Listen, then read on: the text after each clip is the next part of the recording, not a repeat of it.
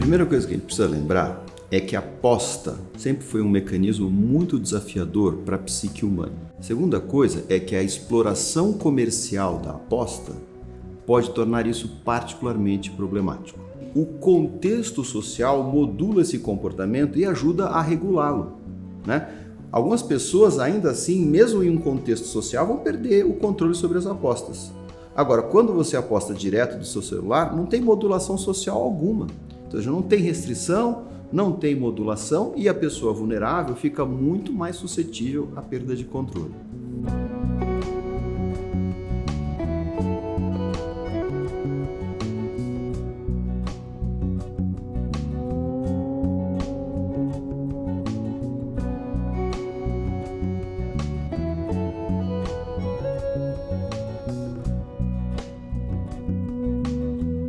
Tem alguns levantamentos que indicam que desde 2018, quando se cria a possibilidade de existirem essas formas de jogo online, já existam quase 2.000 casas de apostas no país e que só nos últimos 6 meses, 25 milhões de pessoas tenham começado a jogar esse tipo de jogo.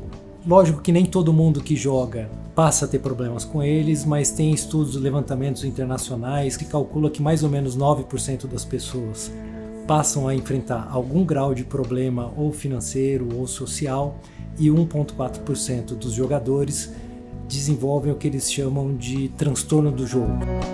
O transtorno do jogo ele foi reconhecido como um diagnóstico psiquiátrico em 1979 pela Organização Mundial de Saúde e no ano seguinte, em 1980, a Associação Norte-Americana de Psiquiatria também seguiu o exemplo e incluiu isso como um diagnóstico no rol de diagnósticos psiquiátricos. Ele funciona de um modo muito semelhante à dependência por drogas, álcool, cocaína. A novidade é essa, a gente sempre achou que a dependência só poderia ser causada por uma substância, certo? E a partir do reconhecimento do jogo de azar como um formador de hábito e uma dependência potencial, a gente passa a reconhecer oficialmente que você também pode ficar dependente de atividades que, como a aposta, podem modificar agudamente o estado emocional do indivíduo.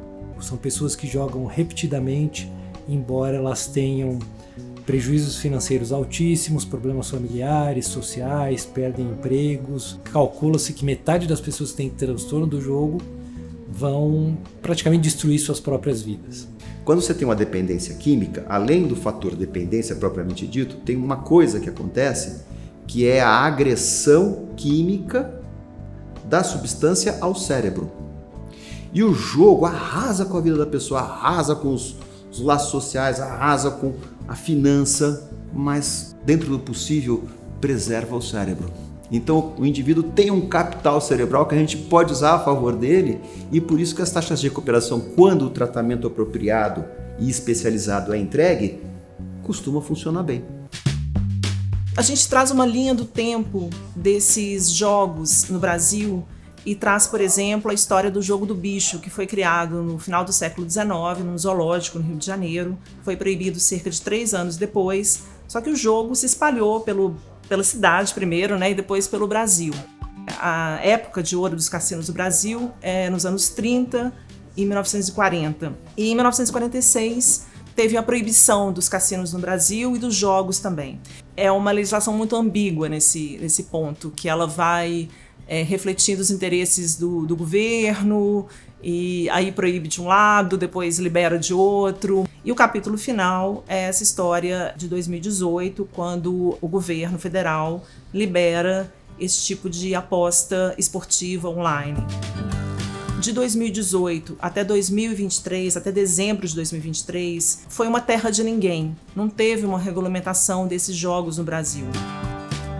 Não dá para permitir que um formador de hábito seja explorado em ampla escala, explorado comercialmente, sem que a gente não pense e não providencie alguma forma de regulamentação. Isso só vai acontecer a partir de dezembro de 2023, quando é instituída uma lei, e aí o Ministério da Fazenda cria uma secretaria especial para coordenar essa regulamentação e desde então vem emitindo portarias para detalhar o que a lei manda, né?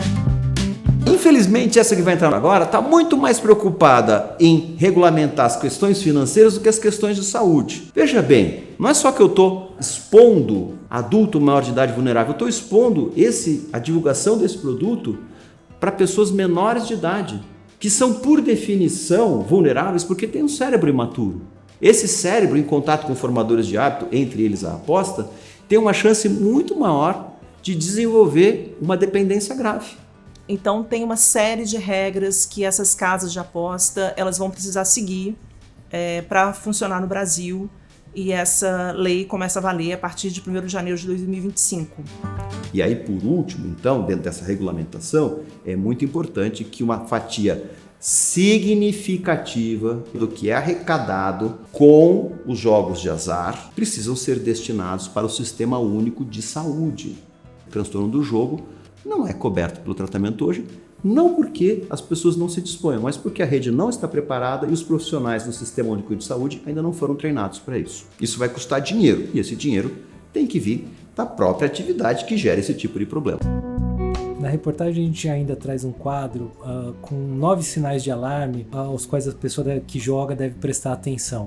Se ela tiver apresentado mais do que 4 deles nos últimos 12 meses, ela deve ficar atenta e, se for o caso, procurar ajuda. A gente traz também algumas dicas que um grupo de pesquisa da Universidade de São Paulo elaborou para tentar minimizar os impactos do jogo na sociedade. São medidas que poderiam ser adotadas pelas autoridades regulatórias, como, por exemplo, obrigar que os sites de aposta e os aplicativos de aposta parem de funcionar em determinado período do dia, ou que se exija, antes da pessoa começar a jogar, já estabelecer um valor teto que seja correspondente a 1% da renda diária dele, para ele não ultrapassar esses valores. E tem uma série de outras dicas ali. Então, esses mecanismos precisam ser incluídos. Isso realmente previne complicações futuras. Importante dizer, previne complicações futuras para quem ainda não desenvolveu a compulsividade. Para quem já é compulsivo, a melhor estratégia é parar de jogar e procurar tratamento. E eu queria frisar isso porque assim, a gente fica o tempo inteiro, né, nas entrevistas falando da desgraça, que é real, né, como isso arrasou vidas e vai continuar arrasando. Mas a gente precisa levar uma mensagem de esperança e de otimismo. Quem sofre disso pode, e se dedicar, vai conseguir a sua recuperação.